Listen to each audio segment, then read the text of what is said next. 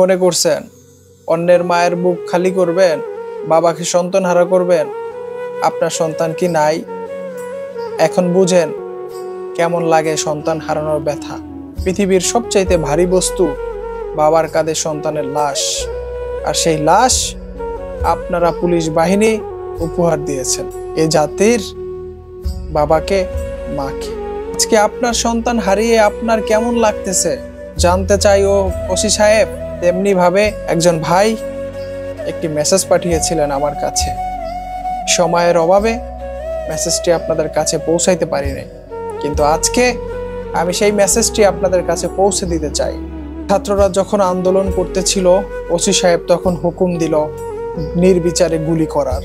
তার মধ্যে 2 জন পুলিশের সন্তান মারা গেছে, তার মধ্যে পাওয়ারফুল ওসির সন্তান একজন।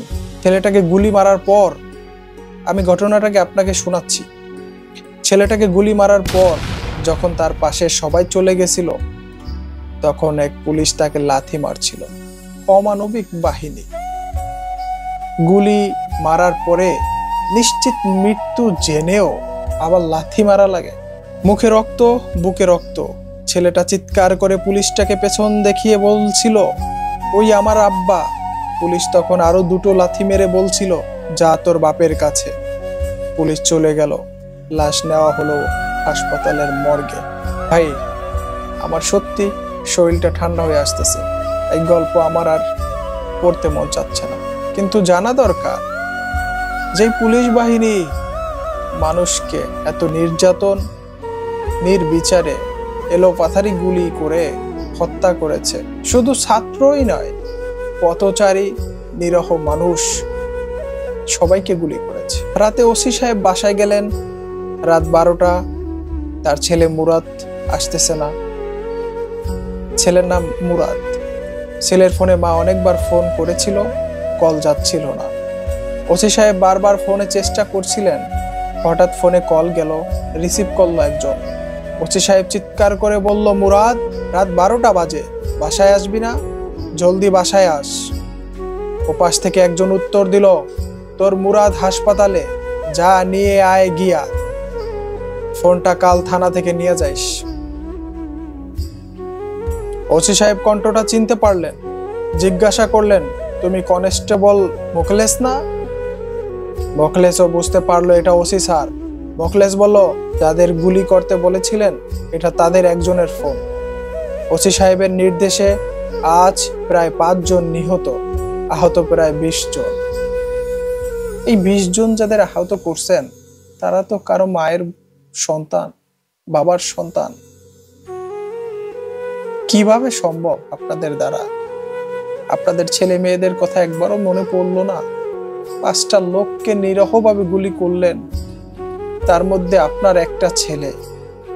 আজকে আপনি বুঝতেছেন ছেলে হারানোর যন্ত্রণা কি। তাহলে কেন বুঝলেন না? নিরহ ছাত্রদের উপরে যখন গুলি চালালেন আপনারা, তখন তো ওইখানে দাঁড়িয়ে আপনার চিন্তা করা উচিত ছিল যে আপনার ঘরেও ছেলে আছে, মেয়ে আছে। ছেলে মুরাদ খুব ভালো ছাত্র ছিল। বাবা যে পুলিশ, ক্লাসের অনেকেই জানতো না। বাবা চাইতেন ছেলে বিদেশে পড়ুক, কিন্তু মুরাদ বিদেশ যেতে চাইতো না। এক মায়ের এক সন্তান, মাকে ছেড়ে 1 সেকেন্ডও থাকতে পারতো না।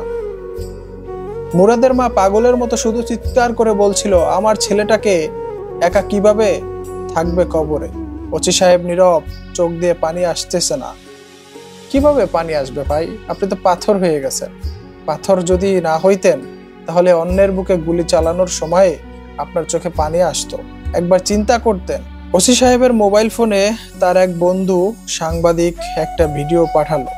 সেখানে দেখা যাচ্ছে পুলিশ কিভাবে গুলি মারার পর লাশকে লাথি মারছে, সাথে লাথি মারছে একটা রাজনৈতিক দলের ছাত্ররাও।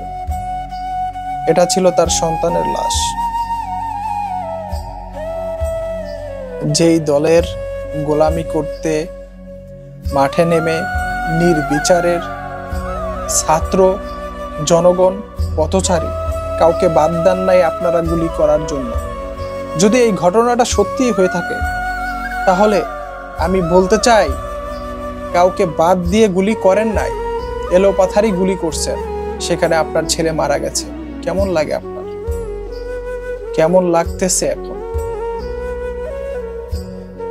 বুকের একটা পাঁজর ভেঙে গেছে আপনার। ছেলেহারা শোক সইতে পারছেন? কেমন লাগতেছে একটু জাতিকে জানাবেন। আর কত মায়ের বুক খালি করলে আপনাদের হৃদয়ে মানুষের জন্য মায়া দয়া তৈরি হবে, এটা আমরা একটু জানতে চাই। কিভাবে পারলেন অন্যের বুকে গুলি চালাতে?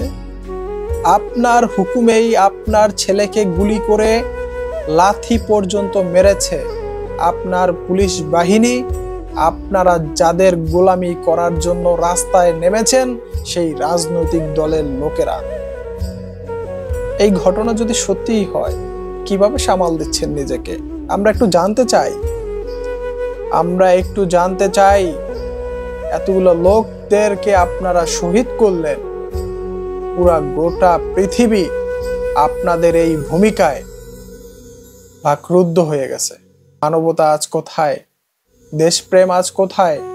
কোথায় গিয়ে দাঁড়ালো মানুষের প্রতি মানুষের ভালোবাসা? সব কি ধ্বংস হয়ে গেল ক্ষমতার লোভে? আপনারা কি ইতিহাস দেখেননি? আপনারা কি ইতিহাস পড়েননি? পড়াশোনা করেই তো এত বড় বড় অফিসার হয়েছেন, তাহলে সেই ইতিহাসগুলো কিভাবে ভুলে যাচ্ছেন?